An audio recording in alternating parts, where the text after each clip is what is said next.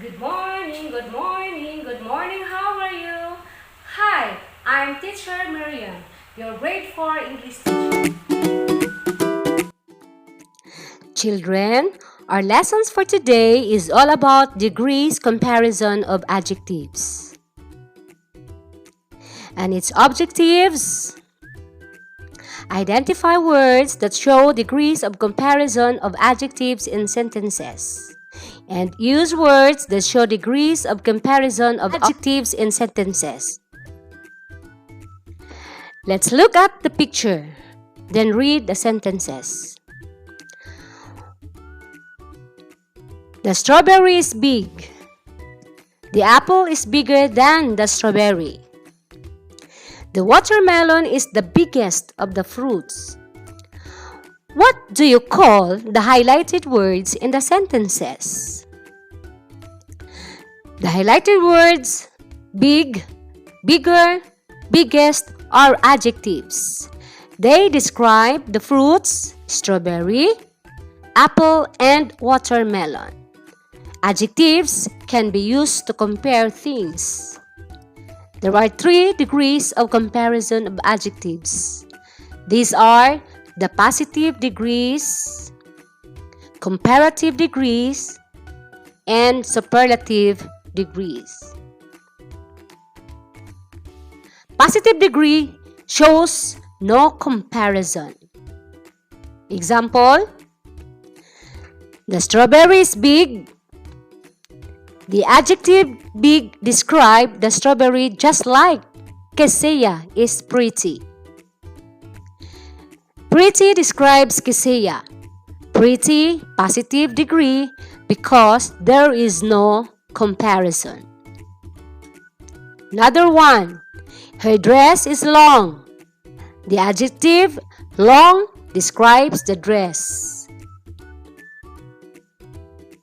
Comparative degree is used to compare 2 nouns or pronouns. We add er to the adjectives to show comparison. The word then is placed after the adjective. Example: the apple is bigger than the strawberry. The adjective bigger compare the apple and the strawberry, and we add er to the adjectives big, and the word then is placed after the adjective.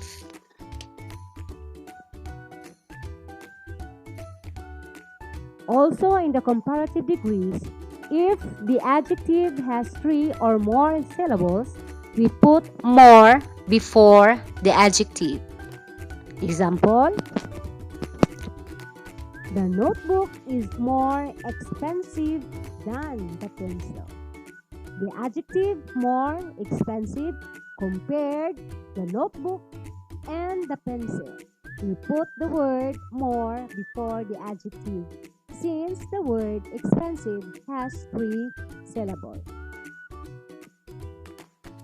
Superlative degree. It is used to compare more than 2 nouns or pronouns. We add est or s to the adjective o show comparison. The word the is placed before the superlative adjective. Example: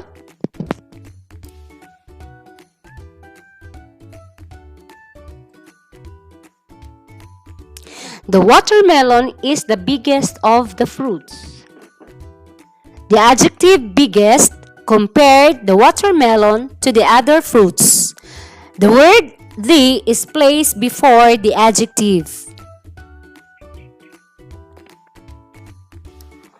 Also, if an adjective has 3 or more syllables, we put most before the adjective. Example: the diamond is the most expensive of them all. Just look at the picture. We put the word most before the adjective since the word expensive has 3 syllables. Let's try to complete the sentences with the correct answer. Tagum City is blank than Mati City, but Davao City is the blank city among the three. Big, bigger, biggest.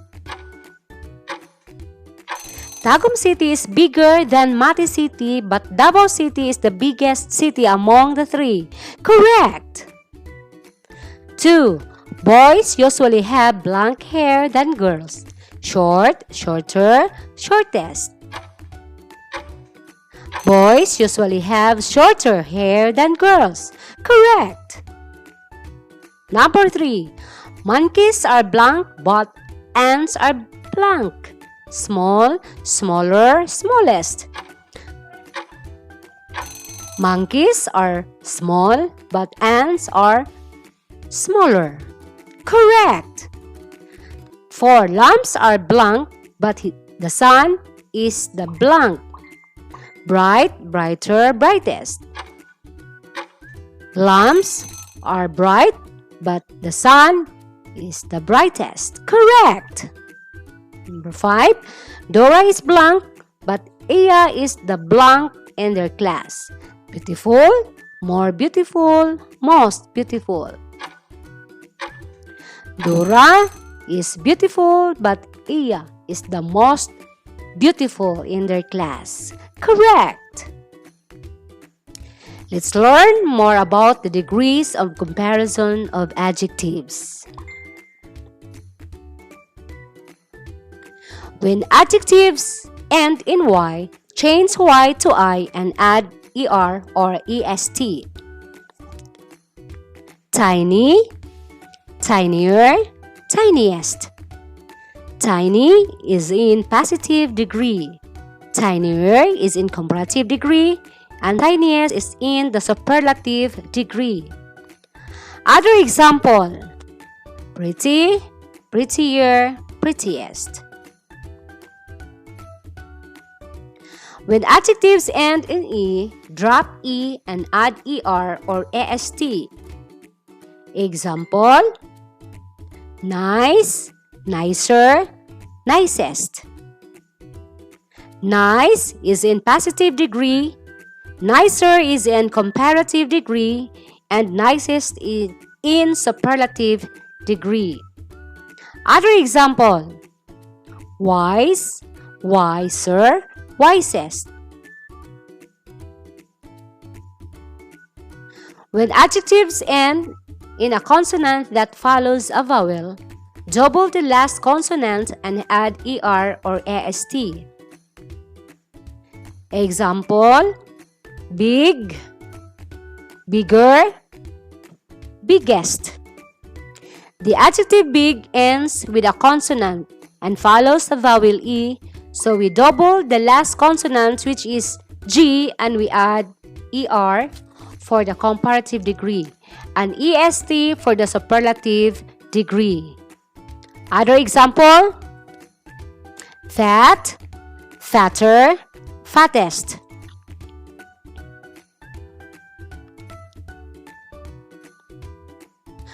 We form the comparative and superlative degrees of irregular adjectives by changing the spelling. Let's study this chart. The first column is the positive degree, comparative in the second column, and the third column is the superlative degree. Good, better, best. Bad, ill, worse, worst. Many, much, more, most. Far, farther, farthest.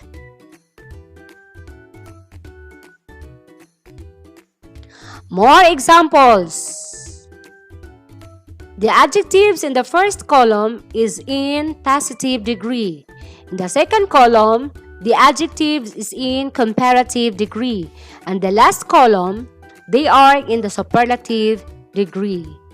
Once again, in the comparative degree, we add ER to the adjective and more before the adjective. if the adjective has 3 or more syllables.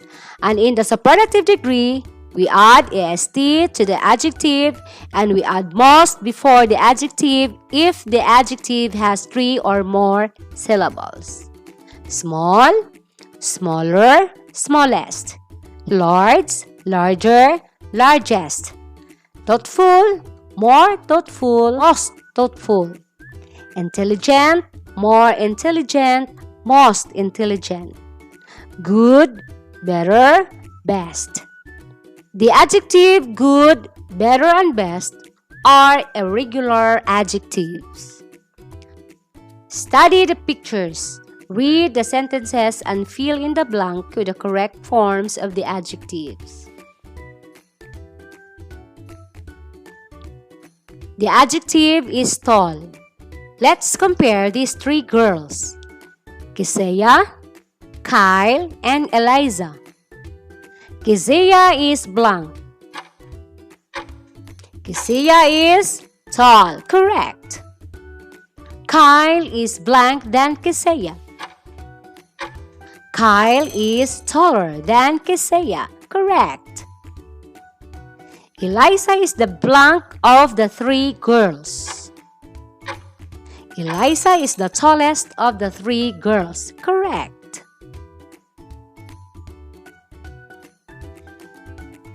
The adjective is big. Look at the pictures. Car, van, bus. The car is blank. The car is big. Correct. The van is blank than the car. The van is bigger than the car. Correct. The bus is the blank among the 3. The bus is the biggest among the 3. Correct. The adjective is long. Look at the hair of these 3 girls. Mary, Maria, and Marian.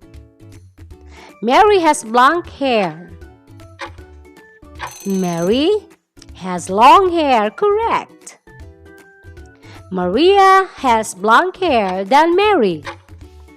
Maria has longer hair than Mary. Correct. Marian has the blonde hair in the group. Maria has the longest hair in the group. Correct.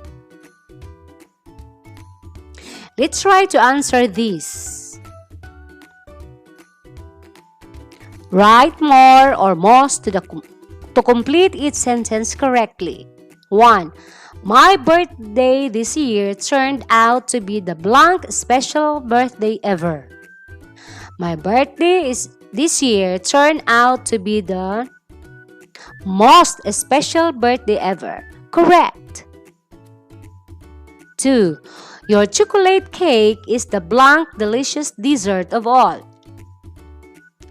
Your chocolate cake is the most delicious dessert of all. Correct. 3. My mother makes the blank perfect dinner every now and then for the whole family. My mother makes the most perfect dinner every now and then for the whole family. Correct. Underline the adjective used in each sentence correctly. 4. Of all the pupils in our class, Chester was the bravest to visit the art museum. Of all the pupils in our class, Chester was the bravest to visit the art museum. Correct. 5. The blue whale is the largest mammal of all the sea creatures. The blue whale is the largest mammal of all the sea creatures. Correct. Thank you for joining me. Let's learn, play, and grow together. I hope you learned something today.